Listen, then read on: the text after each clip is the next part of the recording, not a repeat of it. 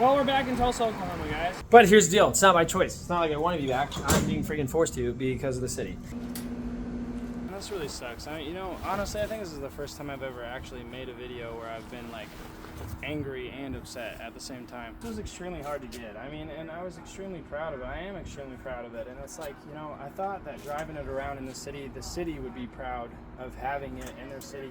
And, you know, I guess I was just, maybe it's an ego thing. I don't know. But I was thinking, you know, hey, here's a city that needs quite a bit of help from nobody that's helping, so why don't I lend a hand? You know what I mean? And then all at the same time, the people that are punishing me for lending a hand are telling the public, you know, hey, Parker's Mobile Mechanics is doing exactly what we're doing. You know, honestly, let's get to that. I've never actually seen one city official ever in my entire time of ever existing go do anything that we have done. Like, sometimes I get crap for making videos on the nice things that I do, and it's only to spread the awareness to the people that, hey, these things are possible, and the benefit of making somebody extremely happy on helping them out when they need help, that's the reward. But I have yet to see one public official go to any public place where there are homeless people and then offer, like, hey, here's some food. But then again, at the same time, you got the city officials that drive their company cars that have, you know, city logos on them, parked right in front of their house, and they don't get any trouble. And then my vehicle that actually does some good for the community, and the opposite. And if you think about it, it's like, sure, yeah, I can maybe freaking just move it and then be done with it. But guys, this is my pride and joy. You know, as a young kid, I never considered myself special.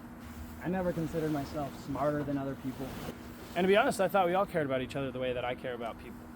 So which is why, you know, I didn't really think I was nothing unique. But then, you know, I got a little bit older. And I figured out, you know, I'm quite different. And I figured that out simply because how I got treated from other people that felt like they were entitled, or some sort of power, or seniority, or some, I don't know, whatever goes on in their brain. And I quickly realized I don't like people like that.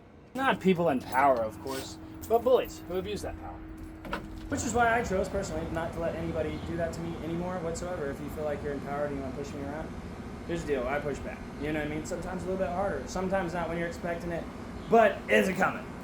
But I understood that these guys got to play by their rules, which is why I left my vacation early, waste hundreds of dollars, and then have to come back here. And see, here's the deal. The thing I learned about these guys the most is that they like to play games. And they have a specific way that they play these games, right? Knowing that most of the people around here, they don't play games, right? So I figured, you know, hey, you want to play some chess with me? Make your move, I'll make mine. Which I called them cheaters because they made 5 more than me, but now it's my turn.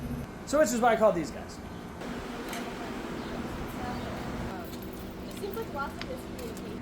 And here is the picture we had to send by 10 o'clock tonight, or I was going to be evicted, showing that my truck and my box truck are gone. Ka-chow.